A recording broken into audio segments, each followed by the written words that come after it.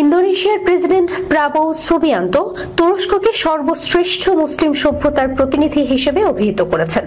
বৃহস্পতিবার তুর্কি পার্লামেন্টে দেয়া ভাষণে তিনি জাকার্তা ও আঙ্কারার মধ্যকার দৃঢ় সম্পর্কের প্রশংসা করে বলেন, তুরস্ক আসলে অটোমান সাম্রাজ্যের ধারাবাহিকতা।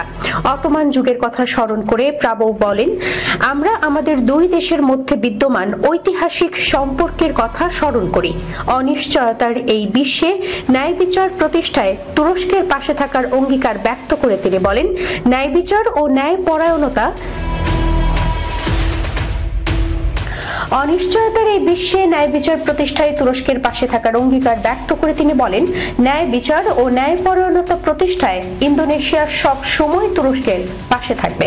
৭৩ বছর বয়সী ইন্দোনেশিয়ান এই রাষ্ট্রপ্রধান তার তরুণ বয়সের স্মৃতিচারণ করে তুর্কি আইন প্রণেতাদের জানান, তার আদর্শ ছিলেন অটোমান সুলতান দ্বিতীয় মুহাম্মদ এবং তুরস্কের প্রতিষ্ঠাতা Mustafa Kamal Ataturk.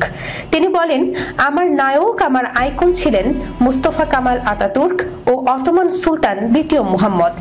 Prabowo Subianto ২ দিনের সরকারি সফরে বুধবার তুরস্কে পৌঁছান। পরে তিনি তুর্কি প্রেসিডেন্ট রিসেপ তাইয়েপ এরদোয়ানের সঙ্গে সাক্ষাৎ করেন।